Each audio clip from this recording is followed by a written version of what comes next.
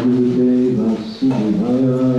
Om Namo Bhagavate Vasudevaya. Om Namo Bhagavate Vasudevaya. Om Namo Bhagavate Vasudevaya. Om Namo Bhagavate Vasudevaya. Om Namo Bhagavate Vasudevaya. We'll continue. Omagyan, Nirandasya, Kirajanasarakha. Ekshitrinyavitamena, Tasmai Shri Guru Namaha. Nama Om Vishnu Padaya, Krishna Prasad Hidray, Srimati Bhakti Vedanta Swami Kinami. Namaste Saraswati Deve, Gauravani Prasari. Nirvishesha Shri Bhakti Prasyatma Devi Sakayani. Shri Krishna Chaitanya Prabhu Nityananda Shri Advaita Gadadhara Srivasadi Gaura Bhaktavrinda. Hare Krishna, Krishna Krishna, Hare Hare, Hare Rama, Rama Rama, Hare Hare. I hope you're finding this seminar, this discourse on ISKCON Swami's teachings, Manah Shiksha, splendid instructions to the mind. It is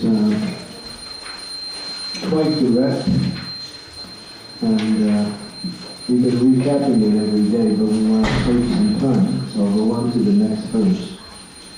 And I will mention the sixth verse, and the verses 4, 5, 6, and 7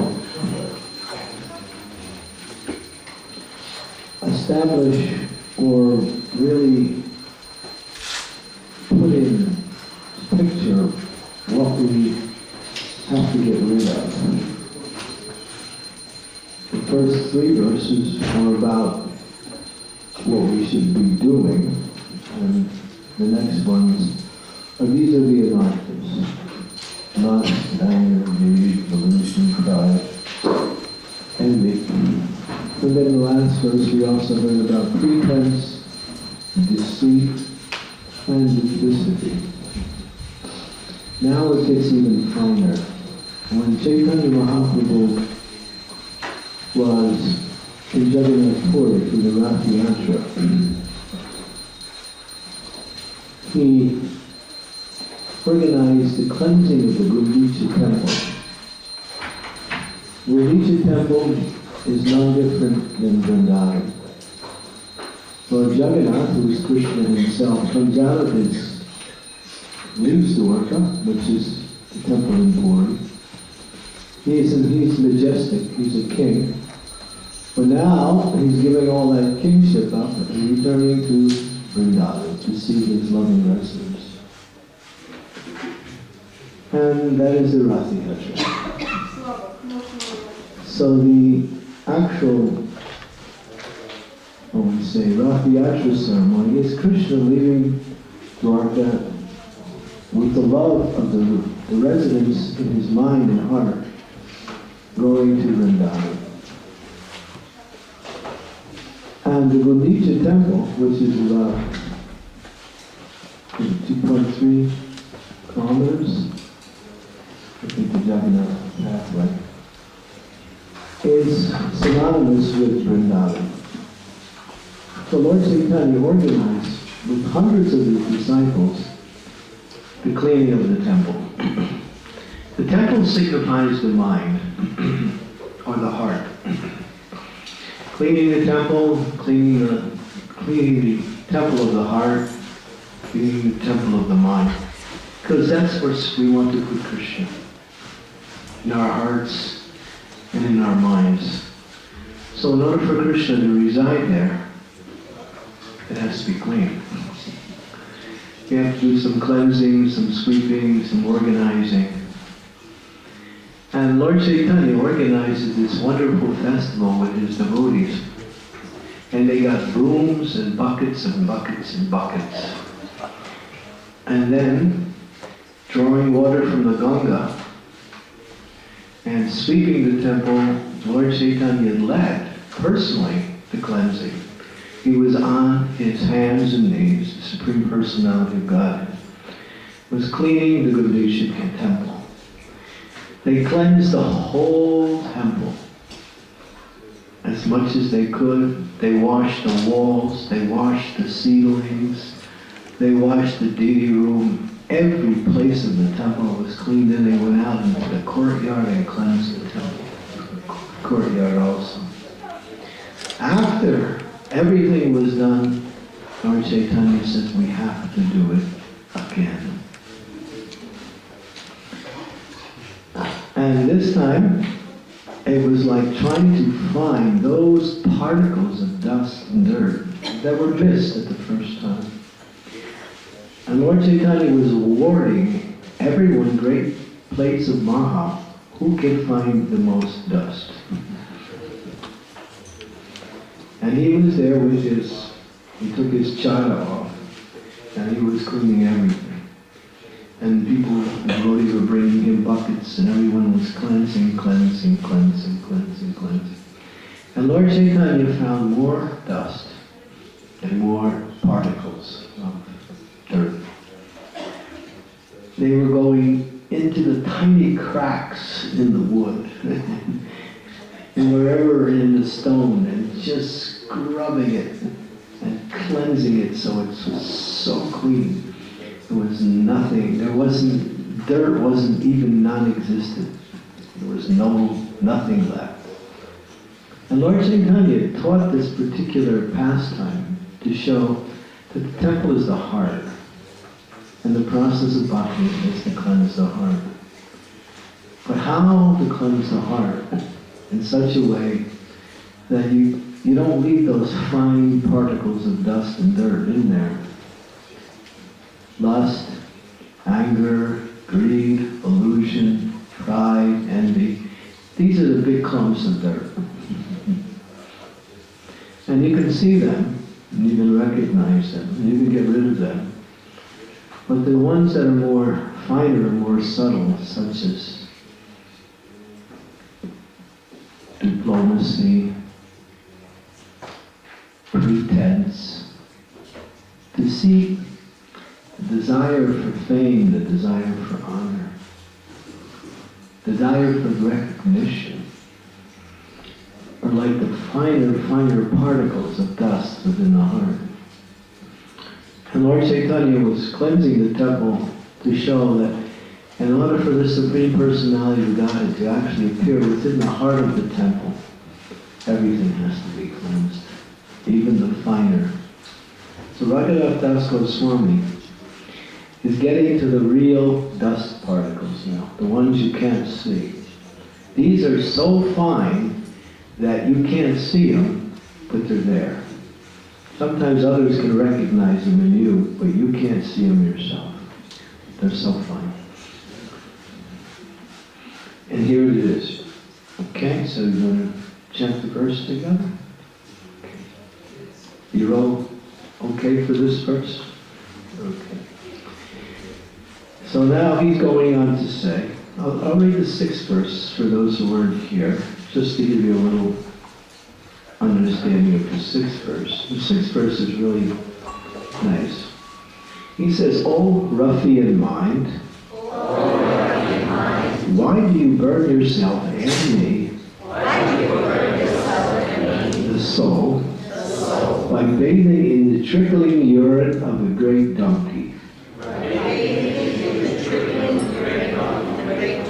of full-blown hypocrisy and duplicity? Instead, you should always bathe in the ocean of love, emanating from the lotus feet of Sri Sri Gandharvika Giridhari,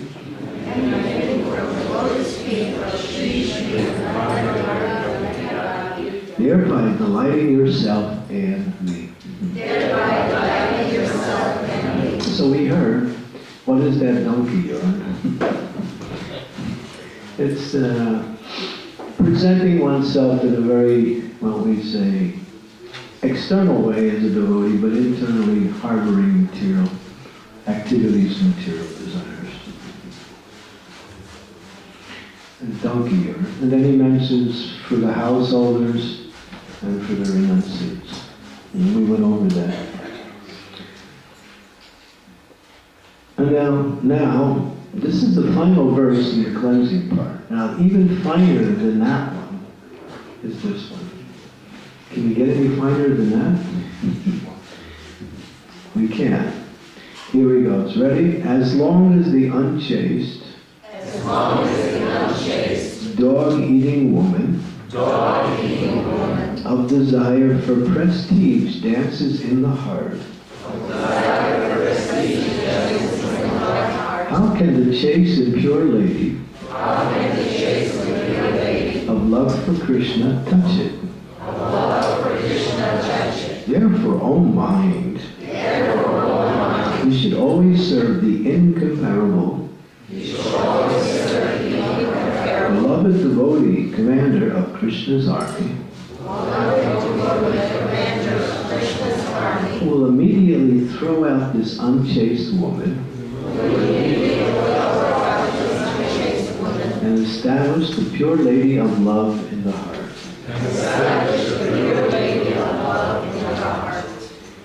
So, in the heart there's this dog-eating lady.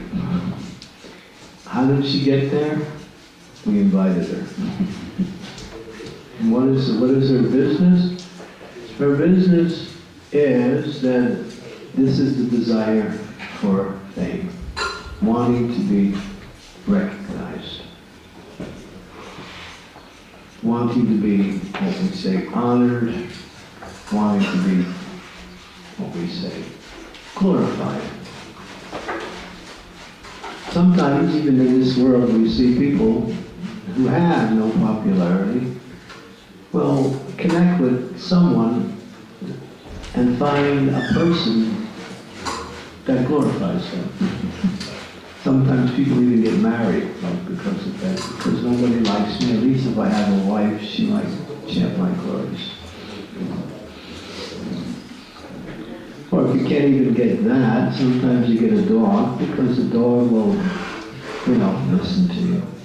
They try to get a dog that listens.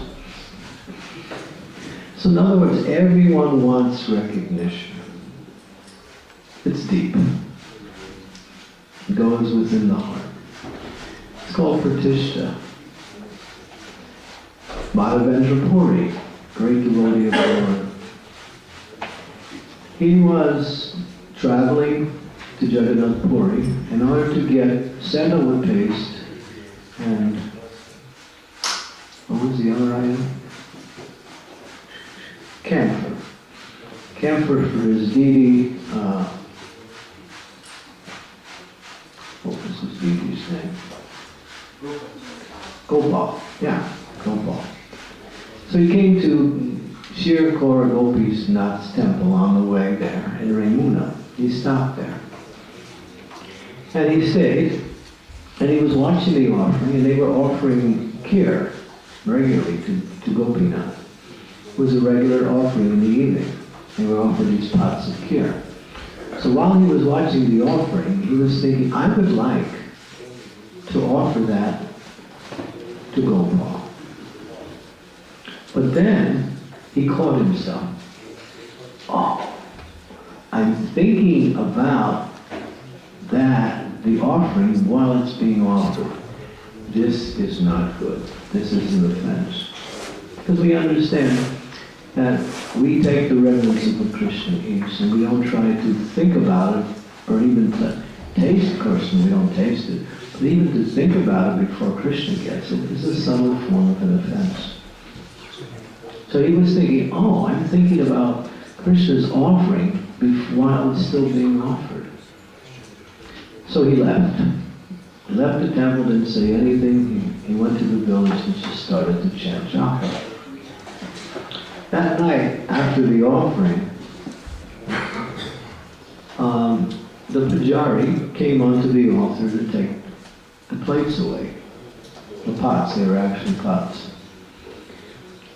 And then the pujari went to sleep. And then the pujari had a dream. And in the dream, Gopinath appeared to him and said, I have hidden one of the pots of offering in my curtain, behind my curtain. You didn't see it. Come and get that and bring it to Madhavendra Puri. The Lord arranged personally that he would get the offering. So the Pujari woke up, went, and there behind the curtain in a corner was a pot of sweet rice. He was so happy. He took the pot of sweet rice, and the next morning he went looking for Madhavendra Puri. Gopinath is asking, where is Madhavendra Puri? He has brought the sweet rice for you. Where is Madhavendra Puri? Where is Madhavendra Puri? Madhavendra Puri heard his name, he chanted, so he came. And the Pujari immediately embraced him. They embraced each other. He said, Gopinath has taken his offering. He wants to give it to you. Here. Madhavendra Puri was amazed. He was also very humble. But he accepted it because it was the Lord's mercy. And he took. In fact, he ate the sweet rice and broke the pot. And he kept the pieces of the pot, and every day he would eat a piece of the pot. I remember we once went there in Ramuna. Have you been to Ramuna? Oh, anymore? You didn't go to Ramuna? Tirthakirti? You have to go to Ramuna.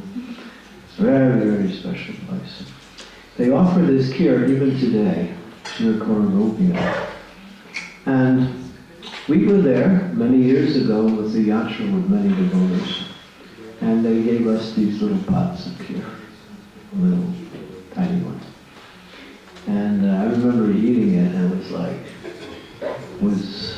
I can't think of another time that I got an immediate, what we say, spiritual realization. Just by eating that. It was so powerful spiritual. And then, I think we went there a second time. And I made a big mistake the second time. They again served us the pots. We had little pots, and I finished my pot. And then the devotees came around and started collecting the empty containers. And I gave away my container. Oh boy, I was thinking, what a fool. I didn't recognize it when it was happening. I just thought, okay, they're collecting. And they were collecting it because they wanted to keep it. Because the pot is just as good as what's in it. It's non-different, because it gets offered on the altar also. And so this kheer is really magical. So when Madhavendra Puri received this special mercy, then the entire town learned what is the greatness of Madhavendra Puri. Gopinath had stolen the kheer. That's why he's called Kirakora. Kirakora means one who's a thief. So Krishna actually stole things for his devotee. He was Gopinath before, now he's Kirakora Gopinath. And so, when Madhavendra Puri learned that all the villagers now knew about what happened, he immediately left. In the middle of the night, not wanting to be recognized by anyone, he snuck away. Because he was thinking, if they honor me, that is worse than death. So here's a wonderful example. When Chaitanya Mahaprabhu was traveling through South India, he went to the house of the Kurma Brahmin. While he was there, one leper, his name was Vasudeva. He was a leper, but he was a devotee. He couldn't associate with anyone because of his leprosy.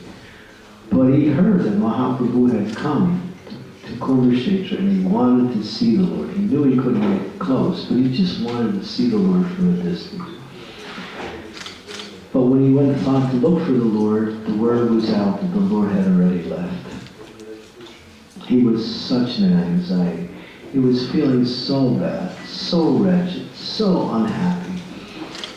And he was thinking, just see, Lord, this is my misfortune. I just wanted to see the Lord. Lord Chaitanya is the indwelling super soul in the heart of all living beings. And so he knew the mind and heart of Vasudeva. He turned around, came back. He came right to the place where Vasudeva is. He saw Vasudeva. He said, Vasudeva! He got up, and then Lord Chaitanya came and embraced him with great affection. Upon embracing Vasudeva, all the leprosy in his body was completely cured. His body was completely normal and whole. It's described that Vasudeva was very humble. And he had leprosy all over his body, and there was worms living everywhere in his body. And one of the worms, if they would fall out onto the ground, he would pick it up again and put it back. Because he was thinking, this is the home of that worm. God has put that worm in my body. That's the home. Worm's rightful. This was his humility. Don't try to imitate it. It's really, you can't understand the mind of great souls. This is just his humility. And so, when Lord Chaitanya embraced him and all his leprosy was gone, how did he feel? He felt unhappy. Why? He said, my dear Lord, you have shown me your favor, now I will become proud. I will become proud. You would think, wow, I would be happy if the Lord embraced me, showed me his favor, my disease is all gone. He was thinking, now I will become proud. And therefore he was unhappy. So what did he do? Lord Chaitanya said, Vasudeva, there's a formula that you will never become proud if you do one thing. He said, incessantly, that means without stopping, chant the holy names of the Lord, and you'll never become proud. And this is the formula for all of us. That means 24/7. Because if you do it while you're awake all day, you'll definitely do it in the sleep too, because it'll actually start to come into that area of your existence too. So one who chants the holy name always can be free from this dog-eating lady who sits in the heart. But there's another formula, and it's more recommended here, is that one should serve the Vaishnavas. Humble service to the Vaishnavas is the way to destroy this pratishta. Bhaktisiddhanta Saraswati says that this pratishta is the worst. Great souls are known for their spiritual achievements, their compassion to others. They're honored for that. They're worshipped for that. They're glorified for that. Their fame is everlasting. But they don't want any of it. Because they know just to try to take credit for anything is like inviting the dog-eating lady into the heart, which destroys the ability to actually love Krishna completely and perfectly. So this is what ISKCON Swami is saying here. So this pratishta, we'll speak a little about what it is. It's a desire or hope for honor. Even though one may have dispelled all the other anarthas, you be free from all the other anarthas, it is not easy to uproot pratishta. It nourishes and generates the other forms of deceit. This desire for honor is the root of all anarthas, but since it is never able to recognize its own fault, it is shameless. That's why it's called a shameless prostitute. One who has that lady dancing in their heart can not recognize the dance. It's so subtle, but it's there. Fame is like dog flesh, and one eager for such fame is called Drista Swapacha Ramani, a dog-eating, promiscuous woman. So it goes on to explain more. And she has a lover. Her lover is deceit. that one who actually has her dancing in the heart, desire for personal honor, will also not recognize and cheat themselves thinking that they are okay. I am humble, I am free from all this. So how do you get rid of it if you can't see it? You can't even recognize it. You have to serve the Vaishnavas. Humble service to the Vaishnavas. Bhaktisiddhanta Saraswati would make his sannyasis clean the bathrooms. You know, the bathrooms in India are not like the ones in the West. I think it's a little different. He would make the sannyasis clean the bathrooms, just to help them become a little bit free from this desire for prestige, for honor like that.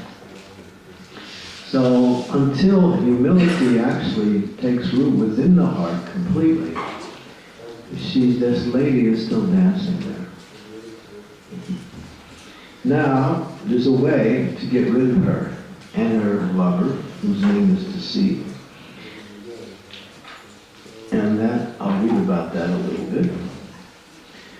It's mentioned in the verse. It says, O mind, therefore you should always serve the incomparable, beloved devotee commander of Krishna's army, who will immediately throw out the unchaste woman and establish the pure lady of love in your heart. Powerful, incomparable commander of Sri Krishna. The meaning is Prabhu Daitya, a pure servant of Krishna.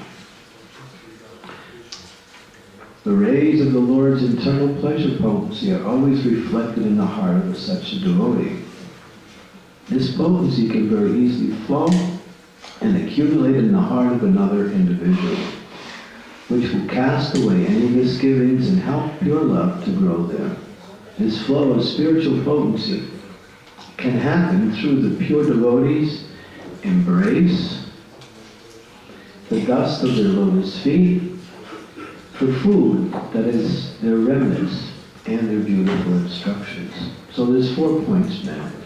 If they give their embrace, the dust from their feet, the remnants of their prasadam, and the instructions they give. So Lord Shiva says, Aradhanam sarvesham Vishnu aradhanam tasmat param devi tadiyanam samarchanam. What does that mean? Tadiyanam samarchanam. Tadiyanam means those things in relationship. So Lord Shiva is giving a very powerful statement. What is he saying? Jai Shri Shri Gauranga Ki Jai. Lord Shiva is giving a very powerful statement. And what is he saying? He's saying that service to those things in relationship to Krishna are higher than serving Krishna. What is he saying? He says, the best service is to serve the Lord. But higher than serving the Lord is serving the Lord's things in relationship to the Lord. Like Tulsi Devi, worshipping Srimad Bhagavatam, serving the Vaishnavas and serving the pure devotees. By serving them and focusing on them, one devotee said to Prabhupada, Prabhupada, I don't have any love for Krishna, but I really love you. Prabhupada said, that is perfection.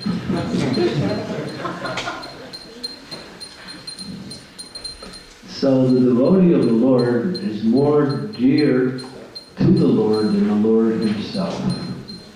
That story with Jai and Vijay. When the 4 Kumaras were traveling through Vaikuntha, coming through the different gates, there were 7 gates leading to the inner gate, or the inner palace where Lord Narayan resides. They had passed through 6 gates, they went to the 7th gate. When they tried to pass, the gatekeepers stopped them, blocked them. They were just boys, 4 years old, but they were already self-realized.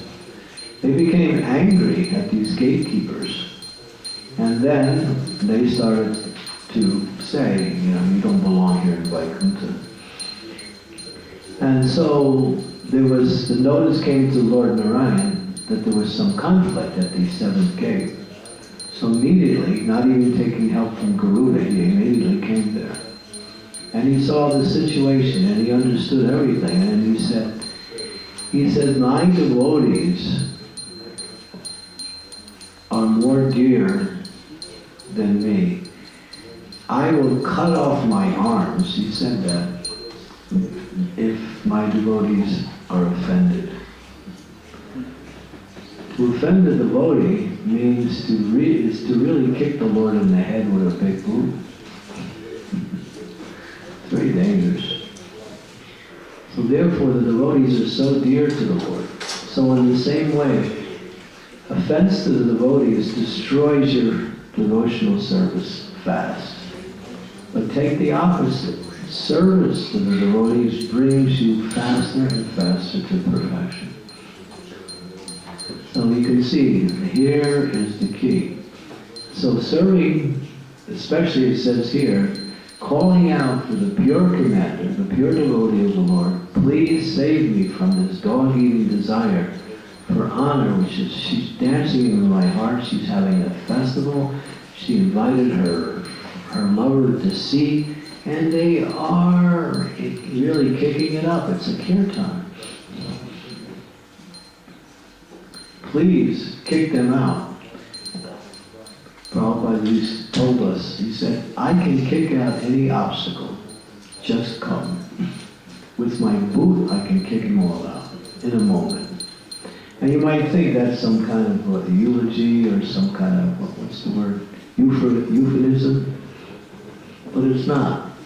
The spiritual master, especially Srila Prabhupada, we just go to the lotus feet of Prabhupada and pray within our hearts. Sincerely, prayer has to be sincere. If it's done, what we say, as a function, it doesn't have the same result. We offer prayer sometimes just as a function, but sincerely praying to the spiritual master, Srila Prabhupada, Prabhupada, please save me from this desire for prestige and honor. Please give me a chance to serve the Vaishnavas. This, what we say, utter humility is the only antidote to get rid of these finer particles of dust. So, and the spiritual master, Srila Prabhupada's there for all of us. It's not, he's just a guru of his disciple. He's a guru of everybody in this movement. And everyone has a direct, and I'll say it again, direct relationship with Prabhupada. And in fact, Prabhupada said, the grandfather is more merciful than the father. When the little boy, sometimes he's doing something wrong or he wants something, he goes to the father says no.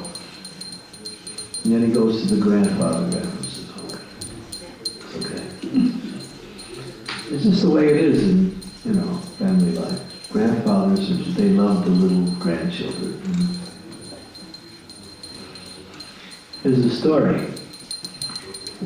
Bhagaji. Bhagaji was a very wonderful Vaishnava who was a local Vrijavasi living in Vrindavan, and he got connected with Prabhupada in the movement. He was associating with all the devotees in Vrindavan.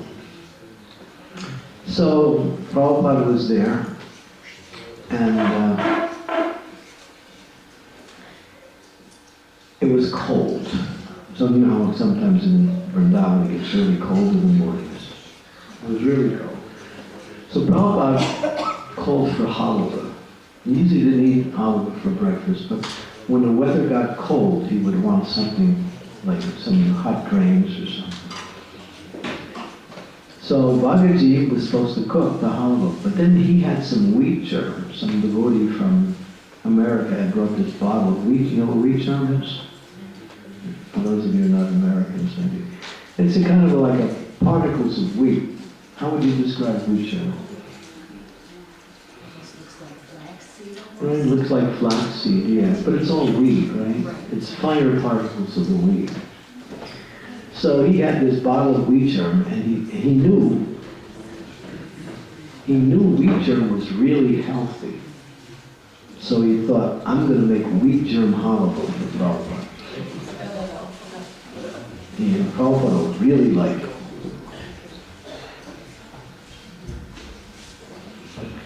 And so, did you get that one? I didn't find the right word.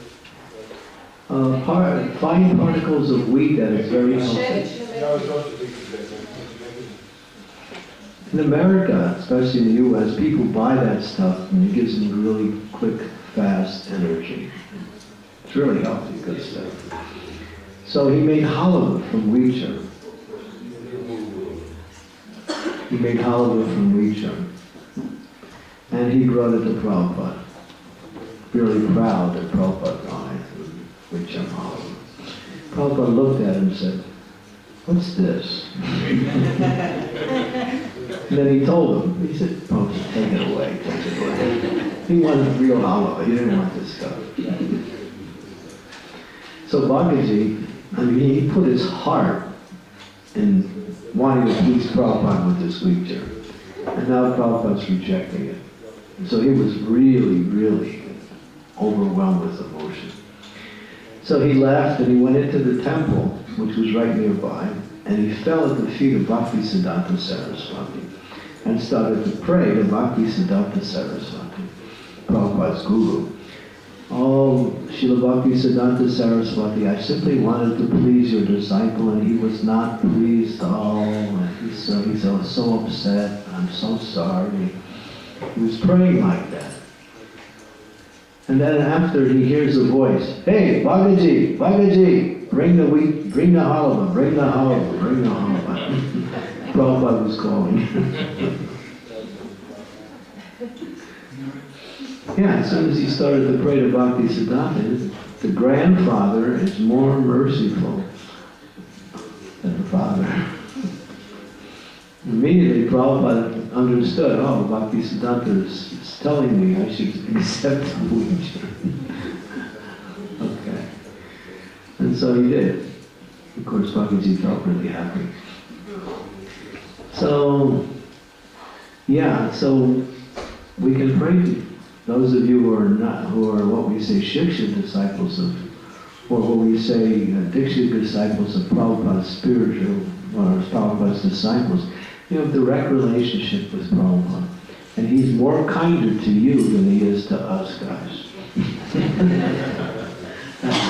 That's a fact. It's not some nice statement I'm making. So you go to Prabhupada and just pray, my dear Srila Prabhupada, I'm struggling with this, whatever it is, pray for something, sincerely pray. And Prabhupada will arrange. Prabhupada will arrange. Because he's very kind, very merciful. The grandfather is very kind to the grandchildren. So you're more fortunate than we are, who are direct disciples. He gives us a little more chastisement. Doesn't chastise the grand disciples, just affectionately pats them. Okay, it's okay. So you go, pray to Prabhupada. My dear Prabhupada, this lust is really disturbing my whole life. I can't get rid of it. Please help me. And Prabhupada will do something. Guaranteed. But we should take this process of prayer very, very paramount, foremost, because prayer is very powerful. We sit down and try to chant our japa, and sometimes we struggle. As soon as we stop and start praying to our spiritual master, Lord Chaitanya, and Lord Haridas Thakur, and then all of a sudden our japa becomes better. As soon as we start praying, please give me the mercy so I can chant your holy name. Sincerely. We pray to chant the holy names. This is our process. Why does it work like that? Because humility and submission is the key to opening up all success in devotional service. One who's proud, or one who thinks they're okay, is KO. Okay means okay, and KO means knocked out. We're not okay. We're in this material world, and we're struggling. We're trying to become fixed in our devotional service. But Maya's there. She's dancing. She's doing her show. You make some advancement. As soon as you make a little advancement, I'll say this at the initiation. Those of you who are getting initiated, as soon as you get initiated, expect tests. You'll be getting tested. You're getting tested now, but you'll get some more ones. Oh, now you're initiated. You think you're okay. Well, how do you go? But what's Maya do that for? Just to make you stronger. Tests are meant to bring us, because you go to school, if you don't get any tests, how are you going to learn the subjects? You got to pass the test. And you have to study for the test. And you have to be prepared for the test. So Krishna consciousness is really being tested every moment. Am I exhibiting the qualities of a devotee? Am I keeping my mind and heart on Krishna? Or am I thinking about worldly things and thinking about how this will happen or how I'll achieve this and all those things? The mind just goes to all these other subjects. So this pratishta is very, very subtle, and but with the power, the dust of the feet of the devotees, the water that washed the feet of the devotees, the remnants of the food left by the devotees, are three very powerful substances. By rendering service to these three, one can attain the supreme goal of ecstatic love for Krishna. In all the revealed scriptures, this is loudly declared again and again. This is from Chaitanya Charitamrita. I'm reading a direct verse. It says that if you do these three things, you'll get love with God. So the pure devotees carry completely Krishna within the heart. There's where our success is. And then it says that deceit and his mistress, the dog-eating woman, are gone. Once deceit is cast away, the living being's heart becomes blessed, and one enters the city of sacred love. Therefore, take great care to keep pretense far away from you when you try to acquire the jewels of love. Listen, O mind, to these secret words. As long as my audacious desire for fame in the form of a fallen, low-class, dog-eating woman shall remain within my heart, her paramour, deceit, will not stop holding sway over my mind. To cast away the dog-eater, hold onto the feet of the beloved devotees of the Lord very carefully and render a lot of service. Bhakti Vinod Thakur, weeping, asks, when will the Commander-in-Chief of the Lord take me away chivalrously from the company of the dog-eater and give me the treasure of love of Krishna? So any questions? That was Bhakti Vinod Thakur's reflection on that particular verse. Any questions, comments about Bhakti?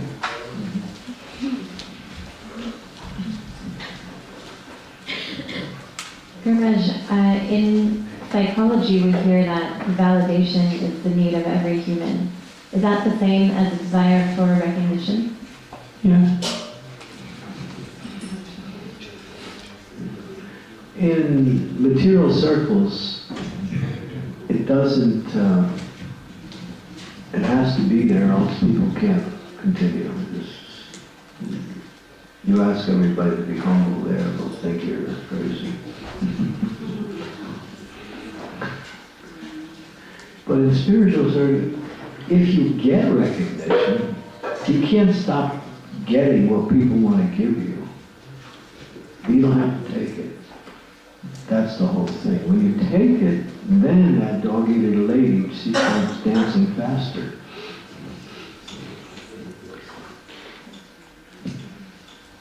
Fame, honor, prestige, fame and honor and recognition will come. If you want it, that's the problem. And if you get it, if you don't want it, you get it, and you like it when you get it, although you don't want it, but now it seems to be nice. And then, in order to get rid of it, you have to pass it on, or give it to the spiritual master. And you see, what does Bhaktivinoda Thakur say? Amara Jivan Sade Pape Rate Nahi Yopo Yero Lesa. Sade Pape Rate. Sade means always, Pape means sinful. My life is very, very simple. And he's not just making some nice eulogies and trying to become popular by being humble. He's saying this is how he feels. The more you make advancement in spiritual life, the more you realize how low you are. That is the advancement. And when we get a lot of mercy, that mercy carries us through. If we think we could also see I'm making advancement. But making advancement means opening up love of God. It's not about, achieving something material. It says that getting followers, getting money, getting recognition, getting all these things are not indications of one's spiritual advancement. They may be, but not necessarily.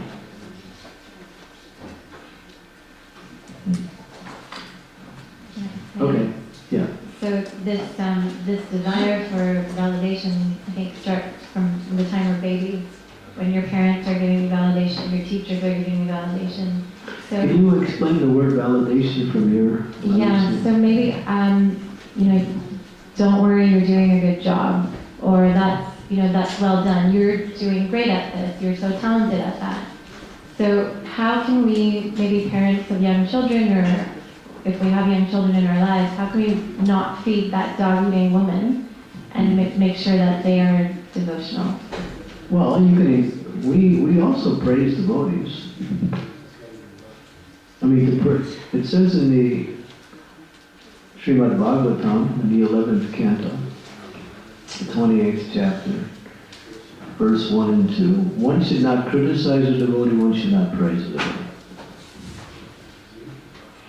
And then it goes on in the second verse, but you can praise. Because to glorify others is the nature of Vaishnava culture. We glorify Prabhupada, we glorify the other Vaishnavas. But the point is your position. If you want these things, that's the problem.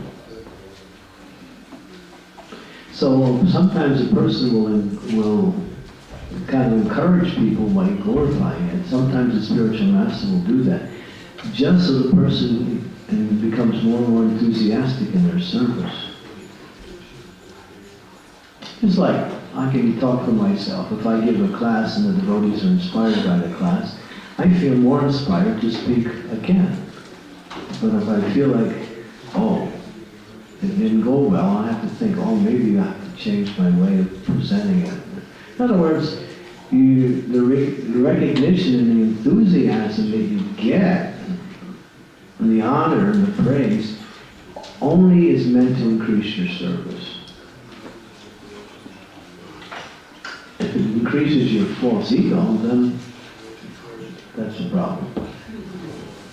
It should increase your service, that's all. So we do that to increase someone that cooks a nice preparation. Oh, that was so nice. Sometimes we make programs. We honor the devotees. Just like in big festivals, we say, this devotee worked so hard, this devotee did this devotee did this, and then everyone says Jai. That's nice. But the persons who are getting the jai, if they're thinking, about time. I've been working the whole 3 days. I was wondering if they were going to make this part of this program or not. I'm glad they included it. I feel better now.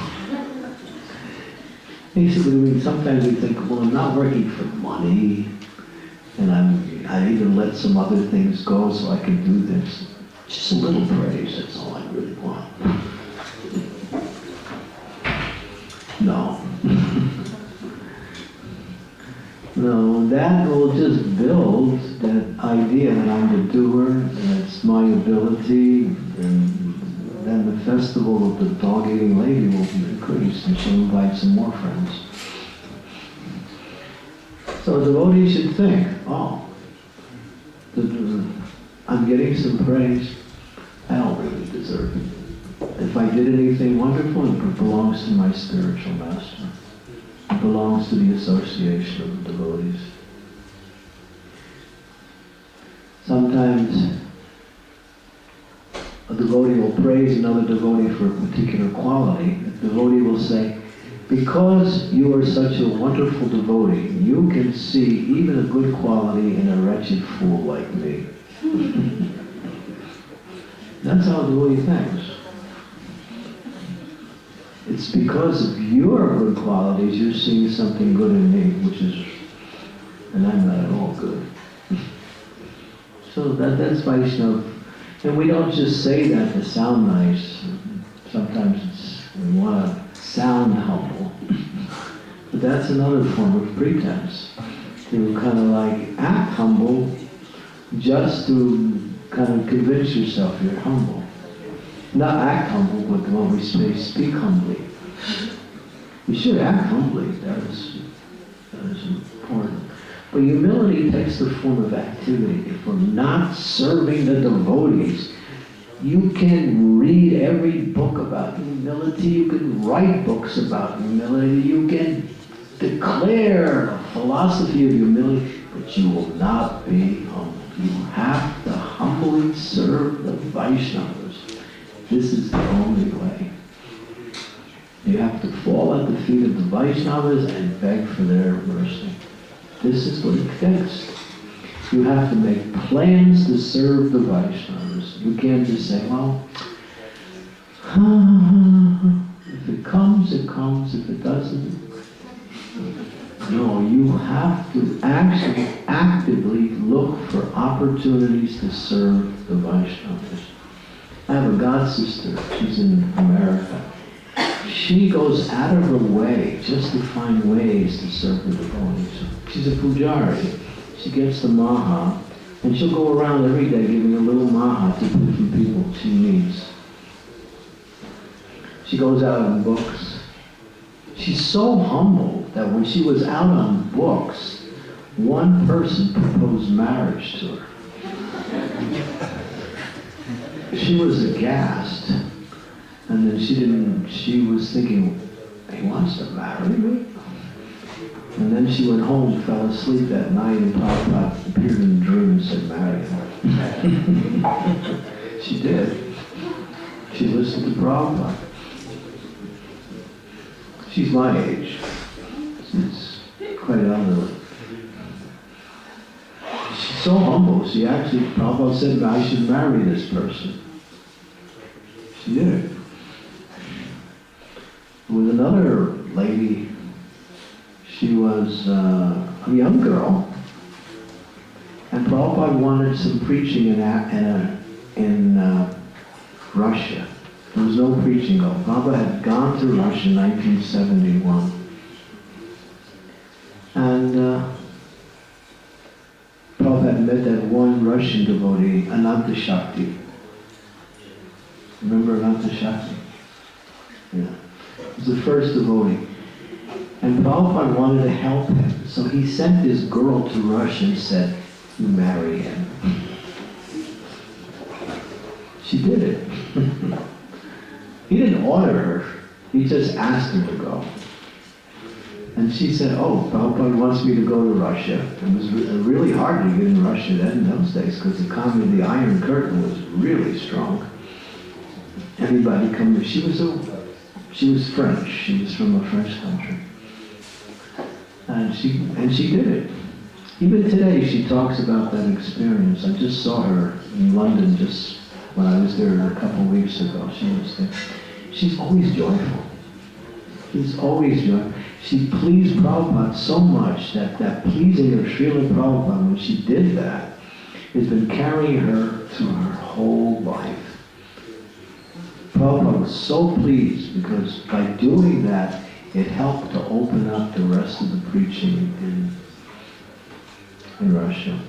She was like one of the main persons that helped expand the preaching just by marrying Ananta Shakti. And Prabhupada was so pleased, so pleased. He pleased the spiritual master. The path of devotional service is wide open. But if you do something special that's dear to his heart, how wonderful that is in your own spiritual life. So that's what the point of it again is we should look for opportunities to serve and please the devotees. And then we can get rid of this fame. Otherwise, it's very difficult to somehow or other get rid of the desire to be recognized, honored, to be praised. Only by helping service to the Vaishnavas and praying to the pure devotee spiritual master to help us get rid of this dancing dog lady. Dancing dog eating lady.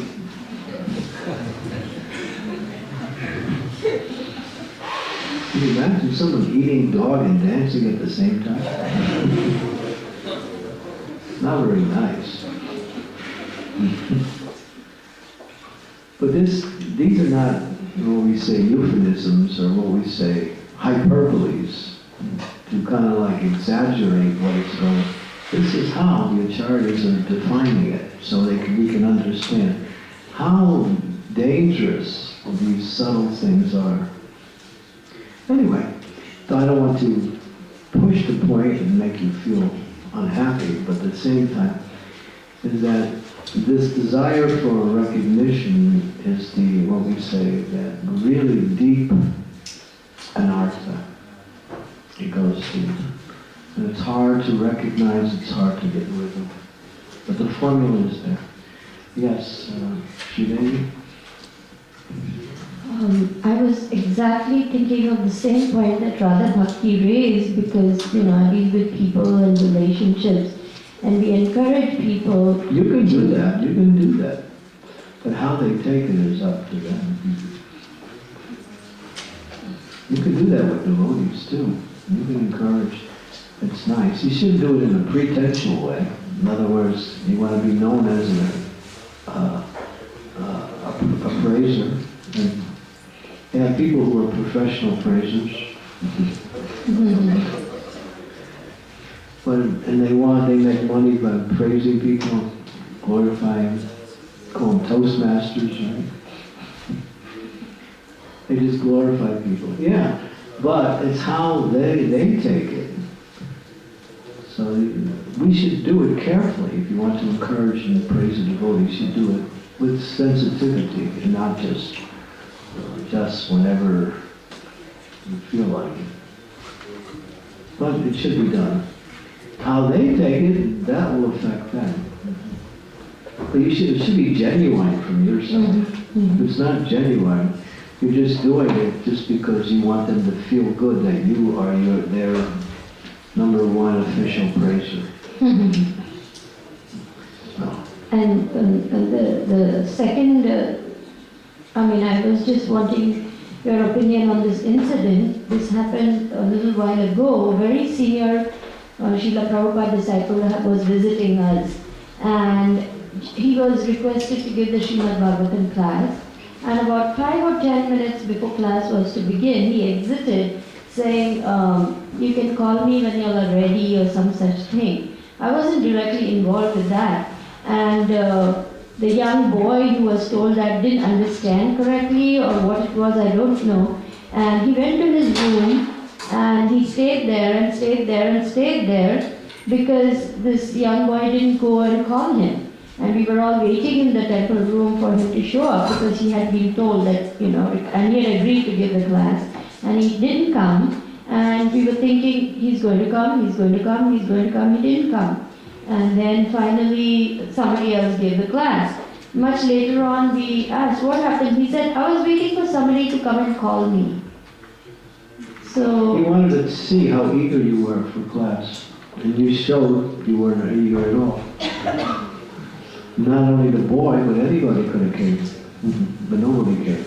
It just showed that you were not eager to hear. He was testing you just to see how eager you were to hear. There's no fault on his part. He just wanted to, he could see there was a lack of enthusiasm for hearing. And so he used that just to bring out your enthusiasm, but it didn't work. well, I was just wondering whether it was just a bit for attention. No, he just did it just to see. Sometimes we go to places and people are just not interested. We want to leave as soon as we get there. Thank you. Yeah, if there's no enthusiasm to hear or to serve, then it's for the traveling preachers and devotees.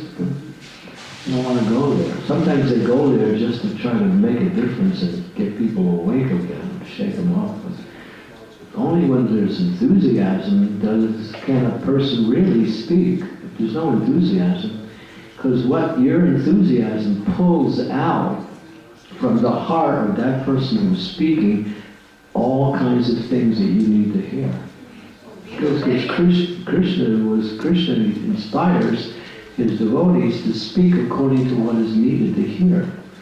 And that depends on your enthusiasm. If you're not enthusiastic to hear or eager to hear, you get less of a class, or maybe even no class. I was extremely eager to hear him, Guru Maharaj, but I am being a lady, I couldn't enter the the brahmachari quarters, so I couldn't directly go, and I did understand what dynamics was going on. Somebody could have won. Okay, thank you. Anyway, not trying to solve the problem.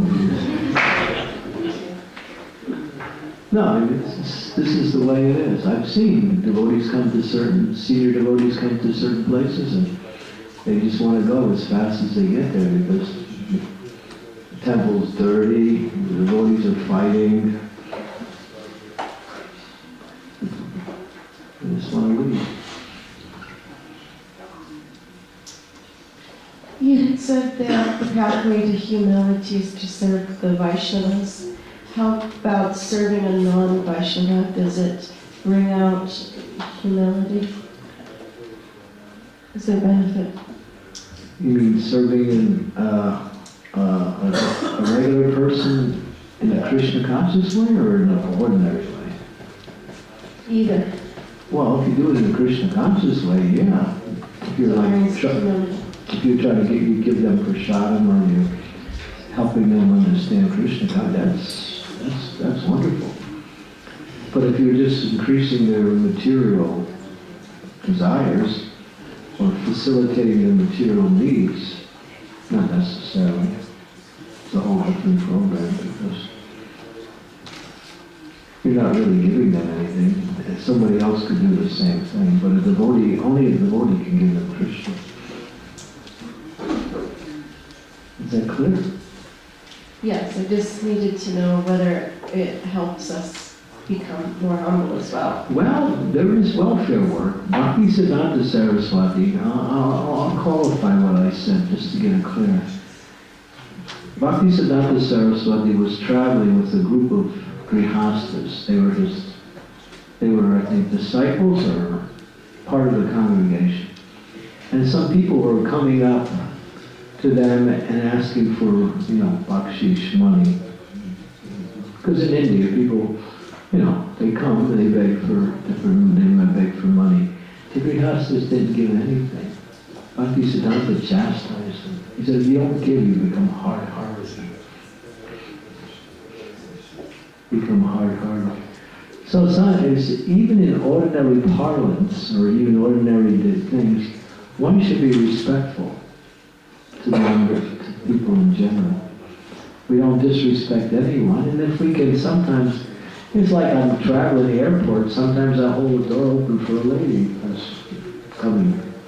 Or I'll just move on a side so someone else can go first. And they appreciate that. Although it's very ordinary thing. So it's not like, well, I'm a devotee and I can't do anything for the non-devotees. No. When we're interacting, we should be, as Prabhupada was asked the question, how can you tell a Vaishnava? And Prabhupada said, he's a perfect gentleman, or gentle lady. In other words, he gives respects to everyone. So if you're respectful to everyone, according to, in other words, we're respecting the fact that Krishna's in their heart, and they're part and parcel of Krishna. So we don't, when we say, sometimes Prabhupada will be walking in America, and the Americans were there. Prabhupada said, good morning, sir. Just to be friendly, just to acknowledge another person's existence. Prabhupada would say that, good morning. So, it's not like devotees are just relegated on doing service. We can also do service for the non-devotees, but it's circumstance. We don't have to go out of our way to look for service like that. But for devotees, you should go out of your way looking for them. And for the non-devotees, you can go out of your way to give them Krishna consciousness. That is also.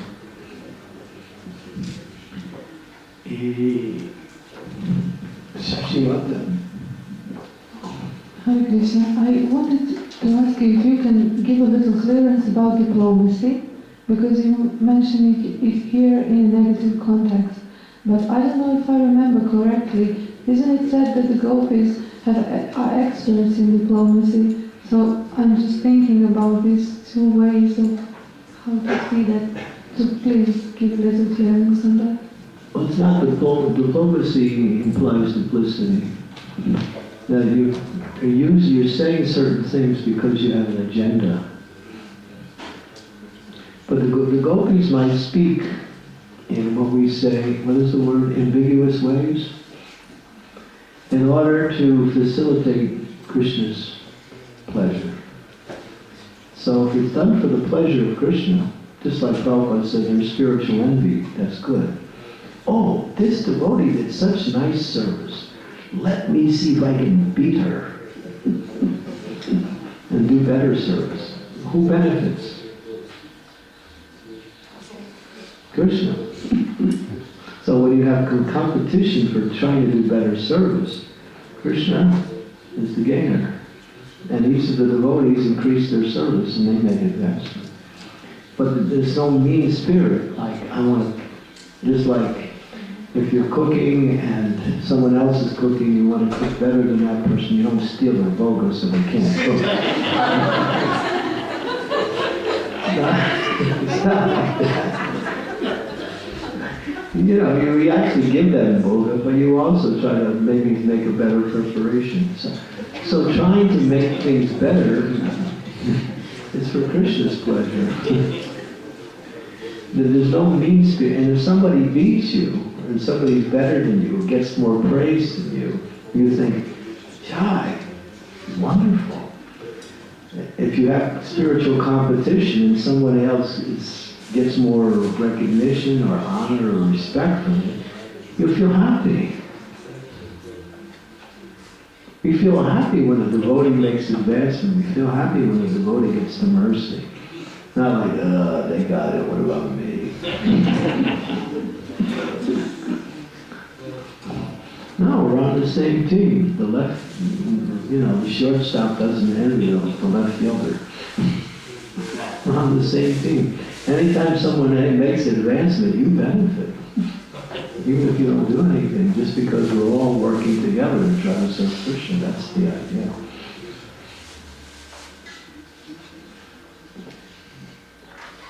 Divya Prabandha?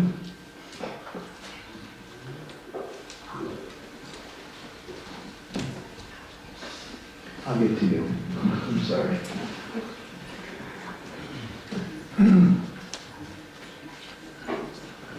Now, when we speak about humility, and we see Srila Prabhupada's example, Srila Prabhupada was not acting like, Dalai Lama, showing everyone, respects these and that. But sometimes he would very strongly speak, even in public. So, this is also some kind of humility, this is humility also. So, how to understand this? How we can... It's not the strong speaking is humility, it's his mood is humility. I can speak strong because Prabhupada speaks strong and therefore I'm also humble. No. You have to be humble to speak strong, and then that strong speaking is not contrary to your humility. If you're not humble and you just take on the external, it's not the same. No. But that means that if I speak strongly, that automatically means I'm not humble? If I speak according to what I heard from Srila Prabhupada in previous acharyas? No, it doesn't mean you're not humble. It means that you have, in order for your words to go anywhere, you have to have a certain quality. It says, what does it say? The ability to reach others with your words is not simply by making a show, but you actually have to have, Hare Krishna.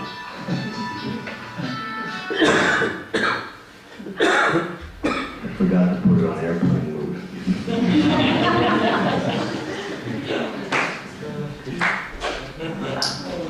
In other words, speaking strongly is one type of preaching. Speaking sweetly is another type of preaching. So it's not about speaking strongly or it's about speaking effectively. So you use different ways to speak in order to become effective in trying to reach your audience. So the point is that it's the quality, in other words, what does Prabhupada say? According to your level of advancement, that's how much you're going to make an impression on other people. What is it? Purity is the force, you say? Yeah. So we should work on ourselves at the same time as we are also trying to help and work on others. So these things have to balance. This is what we were talking about. The external has to be more or less an expression of the internal. I would say that in our moment, we have a history where, in the beginning, everyone was trying to imitate Srila Prabhupada and everyone was heavy. But now I would say that this, how you say this, the pendulum went to the another side, and now everyone is trying to be like, humble and, acting like, and it's like, I'm so humble, I want all world to know about that, that kind of mood. Yeah, we're going from one side to the other. Yeah. Therefore, I agree that we should, balance more things. And as you say, sometimes it's necessary to speak strong. I think it takes a type of perception of your audience. I think Shivaram Maharaj makes a point in one of his book. What is it? Bhakti. What was that one? One book, Chintamani Bhakti, Sudha Bhakti Chintamani. He makes that point throughout the whole book that one should speak according to the level of the audience. And sometimes the audience is mixed, but generally you try to judge. If I'm speaking all to Indians, it's different than I speak to Westerners. I try to make that distinction. Because Indians, they know. but they have to be reminded. Generally. Westerners, when you say something, they don't know it. You have to explain it and kind of like, you have to. So, speaking strongly, it doesn't mean you're not humble if you're speaking strongly, but it doesn't mean you are humble if you're speaking strongly. It has nothing to do with humility, speaking strongly or not speaking strongly. But Prabhupada was humble, and therefore his strong speeching, it wasn't so much his humility that made a difference on how he impressed others. It was his concern for that person. He wanted to help that person. It was his compassion that made his strong speech acceptable for many. He loves me. People could feel this person cares. If you don't care about a person, you speak strongly.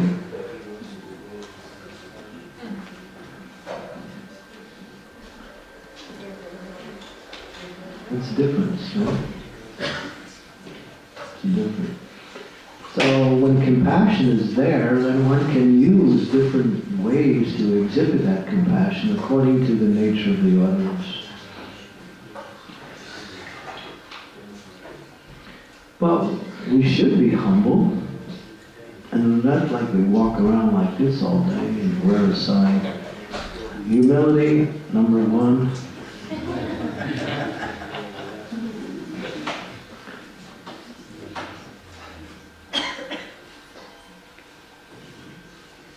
When love is there, then even if there's harsh words, it doesn't disturb the love. But if there's no love or no concern, it's different. That's why Prabhupada told us, I can speak like that, you can't. He was talking to us because we were new. He was saying, when you become like me, then you can speak more like this. In other words, when you're actually concerned, look what Prabhupada went through in order to get to where he actually was.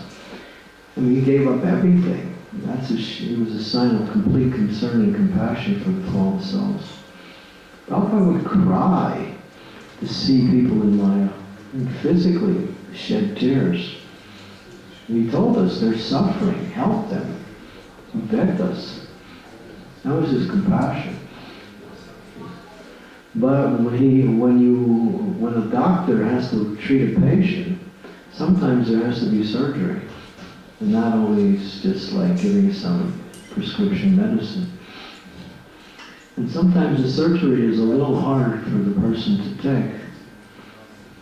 Sometimes we have to give anesthesia with the surgery.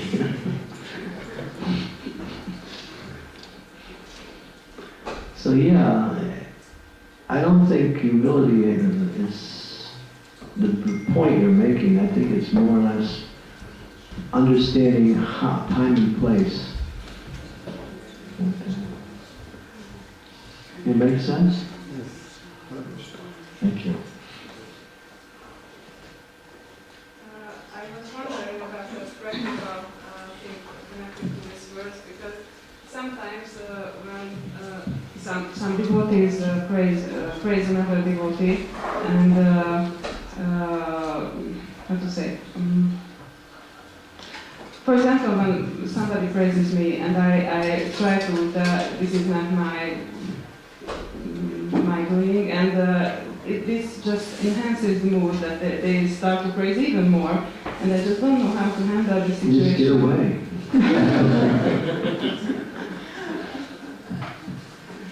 Vishnu, Vishnu, Vishnu.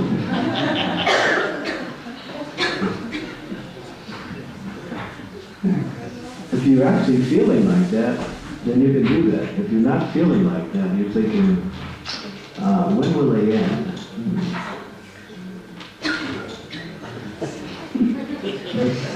It's kind of like a chutney. It's a little saucy, but you're taking the sweet side and you're not.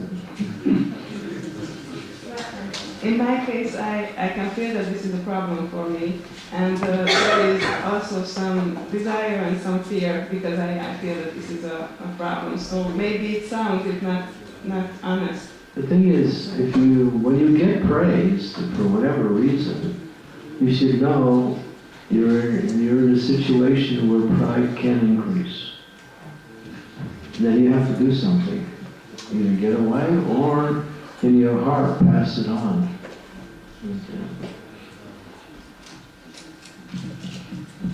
You have to do something. You can't just sit there and just assimilate it.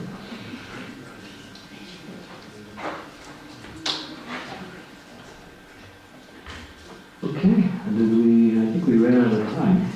One more, Michelle. This will have to be the last word.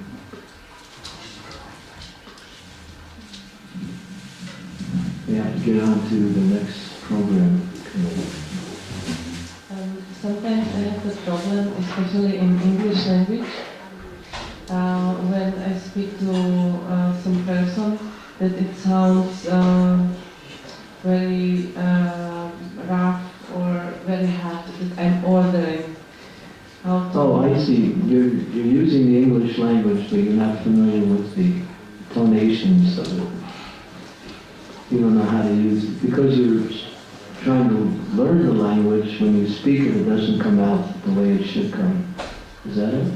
Yes, because the intention is really sweet, Yeah. but it comes out like, do this, do that. You should say, after you're done, I love you.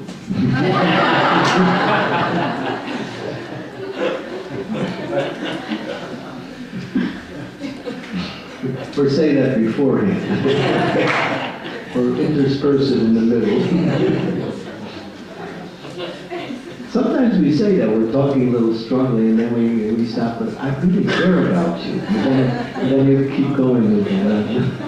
Just to remind yourself and them that it's not like what it sounds like.